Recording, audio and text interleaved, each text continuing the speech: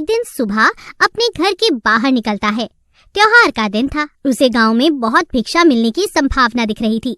वो अपनी झोली में थोड़े से चावल के दाने डालकर बाहर आ जाता है। चावल के दाने उसने डाल लिए थे अपनी झोली में, क्योंकि झोली अगर भरी दिखाई पड़े तो देखने वाले को आसानी हो जाती है। उसे लगता है कि किसी और ने भी दिया है। सूरज निकलने के करीब था। मार्ग पर आते ही सामने से राजा का रथ आया हुआ था।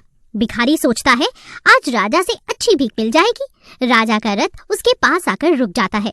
भिखारी सोचने लगता है, धन्य है मेरा भाग्य, आज तक कभी राजा से भिक्षा नहीं मांग पाया, क्योंकि द्वारपाल बाहर से ही लौटा देते हैं।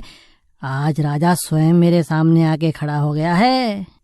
भिखारी अभी सोच ही रहा था कि अचानक राजा उसके सामने एक याचक की भांति खड़ा हो जाता है और उससे भिक्षा देने की मांग करने लगता है।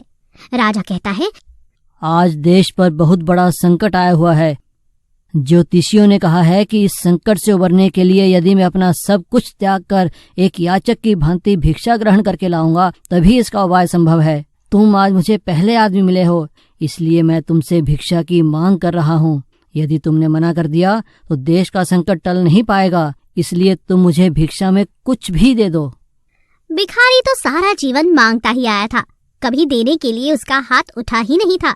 वो सोच में पड़ गया कि आज कैसा समय आ गया है कि एक भिखारी से भिक्षा मांगी जा रही है और मना भी नहीं कर सकता।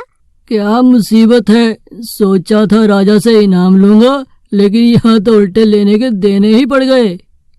चलो क्या करे, देश का मामला है, एक दाना चावल दे ही देता हूँ। बड़ी मुश्किल से एक चावल का दाना निकाल कर उसने राजा को दे दिया। राजा वही एक चावल का दाना ले बहुत खुश होकर आगे बढ़ जाता है। सबने उस राजा को बढ़ चढ़ कर भिक्षा दी, परंतु भिखारी को चावल के दाने के जाने का भी बहुत ज्यादा गम सता रहा था। जैसे तैसे वो शाम को घर आ जाता है। भिखारी की पत्नी ने भिखारी की झोली पलटी तो उसमें से भीख के अंदर एक सोने का चावल का दाना दिखाई दिया। भिखारी की पत्नी ने उसे जब उस सोने के दाने के बारे में बताया तब भिखारी छाती जोर जोर से पीटने लगा। अरे मेरी फूटी किस्मत, मैंने राजा को और कुछ क्यों नहीं दिया, राजा को सारे चावल के दाने क्यों नहीं दे दिए। अगर मैं राजा को सब दे देता तो सारा सोने का हो जाता। हे प्रभु, मैंने ये क्या कर दिया, अपने पैरों पर खुद ही कुल्हाड़ी मार दी। भगवान, आप रो क्यों रहे हो जी? भिखारी सारी बात अपनी पत्नी को बताता है। तब उसकी पत्नी कहती है, तुम्हें पता नहीं कि जो दान हम देते हैं वही हमारे लिए स्वर्ण है। जो हम इकट्ठा कर लेते हैं वो सदा के लिए मिट्टी हो जाता है। तुम ठीक कह रही हो, आज से मैं भीख मांगना छोड़ दूंगा और मेहनत मजदूरी करके कमाऊंगा और साथ ही दान पुण्य भी करूंगा।